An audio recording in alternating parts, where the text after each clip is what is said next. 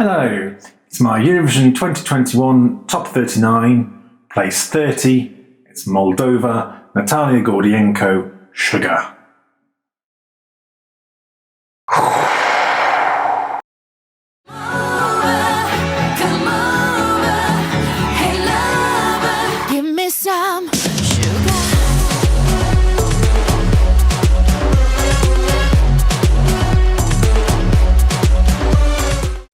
Welcome to Matt Loves Eurovision. Please do click on the subscribe button, ring the notification bell, and like, share, and comment below. So we've got someone who's not just a returnee from 2020, but a returnee from Eurovision from many years ago. Natalia Gordienko represented Moldova all the way back in 2006 with the song Loca, not on her own, it has to be said, with a couple of other people as well. But she's finally returning to Eurovision this year, having been thwarted by the pandemic last year. Natalia won the Moldovan national final last year, and with her song Prison, which is quite a kind of retro sort of, power ballads, sort of retro ballads, 80s song, which I wasn't that fond of.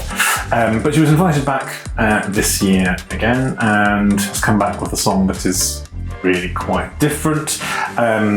It's more in line with kind of what you'd expect from Moldova, and it's a kind of cheesy, guilty pleasure bop with kind of very Eastern European elements in it in terms of instrumentation.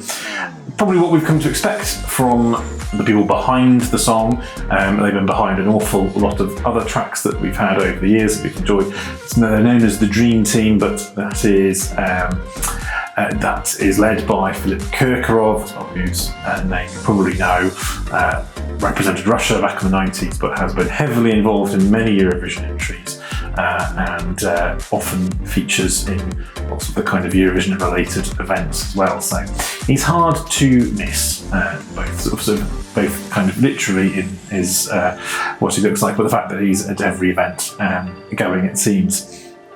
A bit like Azerbaijan in some ways, I feel I do enjoy Moldova's cheesy bops.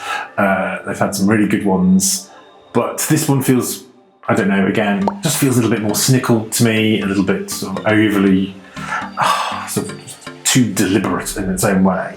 And I know a lot of several of my friends really like this, though it's one of their favourite songs.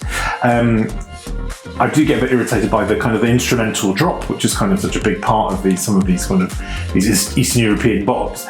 There's a bit of it that just really annoys me. It kind of, when it goes at the end bit of the instrument drop, it's just, I don't like it very much. And so that's why this is probably much lower than perhaps you might have expected. The music video is quite something else, because towards the end of it, Natalia, who is in the video, she rips the face off one of her dancers to reveal that it's a big rainbow cake, but it's kind of, I think it was always meant to be quite of a fun kind of thing, but instead it's sort of something kind of like almost like out of some sort of surreal horror horror movie, something that Guillermo del Toro would probably have come up with. So that's quite a moment. One hopes that isn't going to be recreated on the Eurovision stage, because that might frighten a lot of people. I think it's going to do, if not necessarily well, I think it probably will make the final. I think it's, just remember myself, I think it's in the second semi-final, which is the slightly weaker, slightly easier semi-final to get through. I think it will probably pick up plenty of televote points in the process. So I'm sure it's going to have quite a big stage, an interesting stage production behind it as well. So I'd expect to see it in the final. It's probably going to be a feature of kind of Eurovision dance floors when we ever get back on them again. But yes, we'll see how it does in the actual final.